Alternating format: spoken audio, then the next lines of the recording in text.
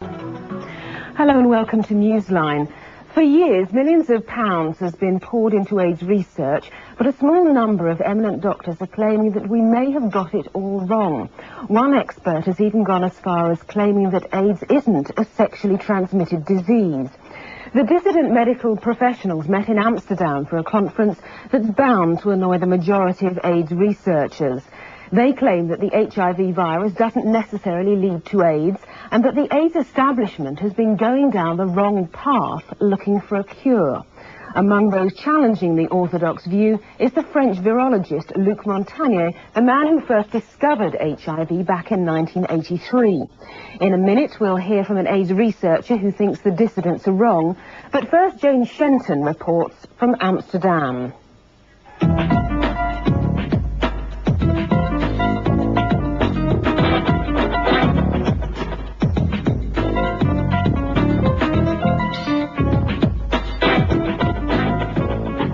Now 8 years since HIV was announced as the probable cause of AIDS. This summer, thousands of people will be gathering here in Amsterdam for the World AIDS Conference in July to discuss the latest research into the virus. But today, a very special group of scientists, a dissident group, is meeting to question the role of HIV in AIDS. Have we been wrong all this time? We certainly weren't right.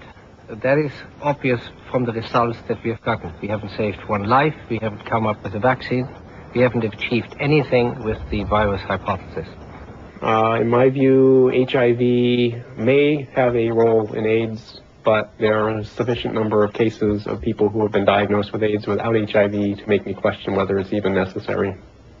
The HIV paradigm has produced nothing of value for my life, and I actually believe that treatments based on the arrogant belief that HIV has been proven to be the sole and sufficient cause of AIDS has hastened the deaths of many of my friends. This international symposium, called AIDS, A Different View, was held in an old Amsterdam church. 200 scientists, health workers, and people with AIDS met to discuss differing views on the cause of AIDS. Professor Luc Montagnier first discovered the HIV retrovirus. Does he still believe that HIV is the prime factor in the cause of AIDS? Certainly, I would say rather simply that without HIV there won't be any AIDS epidemic right now. HIV is the transmissible agent of the disease. I don't think there is a doubt for that. But Luc Montagnier believes HIV needs cofactors in order to cause AIDS. And he admits there are many unanswered questions. For example, people can have HIV and not progress to AIDS. We are seeing people which have been infected for 9, 10 years or more, 10, 12 years, and they are still in good shape. Their immune system is still good. And it is unlikely those people will come down with AIDS later. Although at least 90% of people who get AIDS in the West are from health risk groups, like some homosexual men and intravenous drug users, health authorities have chosen to concentrate not on the dangers of the drugs themselves, focusing instead on clean needle campaigns and warnings that the whole population is at risk because AIDS is a sexually transmitted disease. This theory was strongly challenged by Peter Duesberg. Is AIDS a sexually transmitted disease? Absolutely not. There's no evidence for that at all. If it were, we would see AIDS in teenagers, we would see it in women, we would see it in heterosexual males, and none of this is happening in the Western world. In the UK, the spread of AIDS through heterosexual sex in non-risk groups is virtually non-existent. The latest published figures show 54 reported cases in 10 years. It was thought that prostitutes represented a particularly high-risk group for the transmission of HIV and AIDS, but recent research shows that yet another hypothesis has been wrong. There have been dozens of studies worldwide on whether female prostitutes develop either HIV or AIDS, and every single one of those studies in Europe and the United States has shown definitively that female prostitutes who do get HIV or who do develop AIDS are almost without exception, there are a few exceptions, but almost without exception, intravenous drug abusers. If they don't use drugs, they don't get HIV and they don't get AIDS, and they're seeing the same clientele. Doubts about the role of HIV in AIDS spring from the fact that so few cells are found to be infected by HIV in AIDS patients. HIV cannot be the cause of AIDS because it doesn't infect enough cells and isn't active enough. It's only found in 1 out of 8,000 T cells, which are often, not always, lost in AIDS, and that loss can't be due to HIV if only 1 in 8,000 cells are infected. So if HIV can't cause AIDS, what can? Peter Duesberg believes AIDS-related diseases result from certain medical conditions and the toxic effects of recreational and intravenous drugs. The only thing that's new in America, in fact in the Western world, in terms of health threats, is the dramatically escalating consumption of recreational drugs, which started after the Vietnam War and has increased over 100-fold in the last 10 years alone in the United States. It is a behavioral disease. It's not a contagious disease. It is a disease that is linked to drug abusers, intravenous drug users, or oral drug users, and clinical health risk groups, like recipients of transfusions and hemophiliacs. It never spreads into the general population. That is a hallmark of a behavioral disease, a disease caused by drugs or toxins associated with that behavior, not an infectious disease which spreads randomly in the general population. Michael Callan has been HIV positive for 9 years and is a long-term survivor of AIDS. He believes that many different factors can cause AIDS and describes how his doctor in New York, Joe Sonnabend, helped him.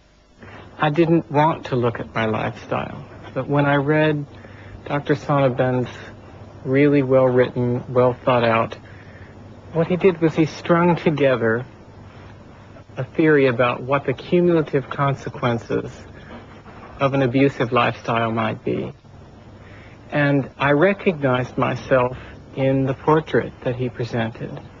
And it suddenly occurred to me the fact that by the age of 26, I'd had hepatitis A, hepatitis B, hepatitis non-A, non-B, herpes simplex 1 and 2, Shigella, Indiamida, histolytica, Giardia, syphilis, gonorrhea, nonspecific urethritis, venereal warts, CMV, EBV, and eventually cryptosporidium and AIDS. I simply no longer, once somebody articulated the perspective that the cumulative effect of that might be disastrous for my body, it became impossible for me to pretend that that disease history was irrelevant to the fact that I was sick. It was sort of emotionally attractive to believe that it had nothing to do with any choices I'd made, that it was just bad luck. I'd accidentally slept with the wrong person.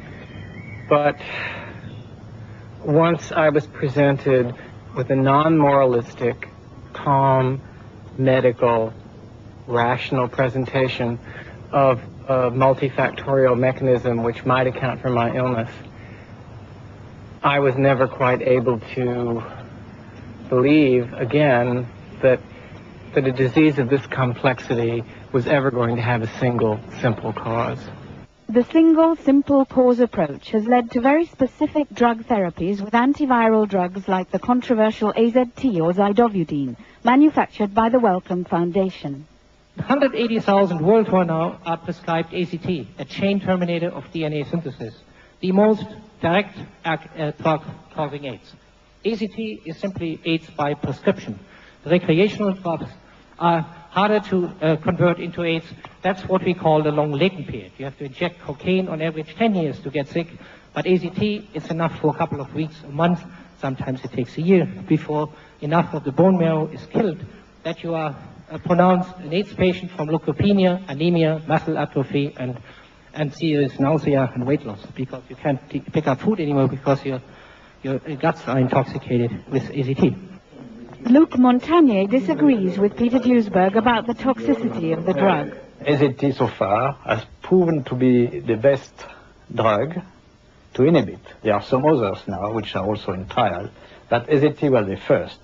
So what I will do, or I will recommend, is to the patient, is to stay on AZT treatment, because there is nothing better now. In the warm Amsterdam sunshine, the 3-day conference generated some heated debate. By the end, the overall feeling was one of anger that scientific research should have locked itself in for so long to the single theory that HIV is the cause of AIDS.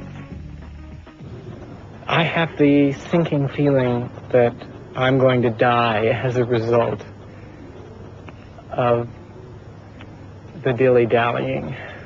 The anger comes when I then think about the people who are dying, because this is not a question of simply pushing through the research to convince other scientists. This is a question that every month that goes by, we have several hundreds or thousands of people who died who might have been able to be helped if only we'd gotten the research done earlier or convinced more people to move in this direction.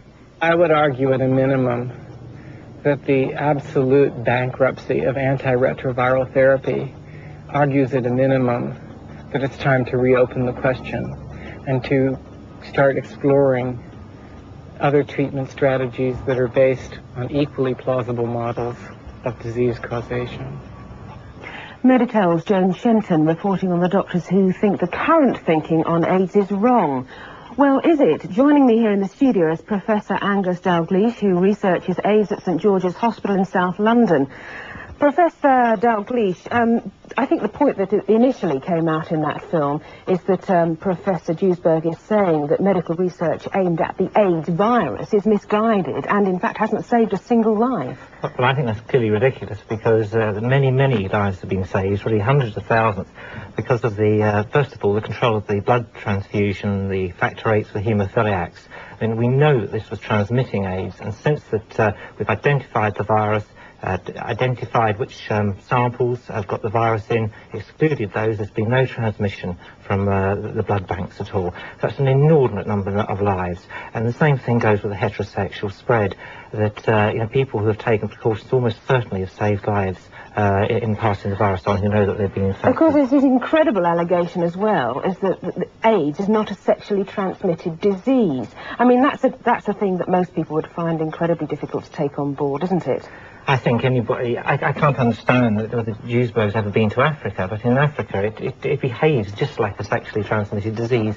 When we first had attention drawn to this slim disease in Africa, which is basically a wasting, and we did a lot of research in about 1985, the thing that staggered me, I did not expect this disease to be heterosexually transmitted, but it was a one-to-one. There was just as many women infected as there were men, and you could take index cases and find they travelled to a village for 2 or 3 days, slept with these 2 or 3 people, and they would be ill, and you could trace the infection flowing from one to the other, from one village to another. And we now know that in those days there was little infection in Uganda, and we now know in many of the hospitals over half the people are infected and they're coming down ill at the rate you'd expect. Does he not have a point, though, that HIV does not necessarily become full-blown AIDS? Well, that's important too. And we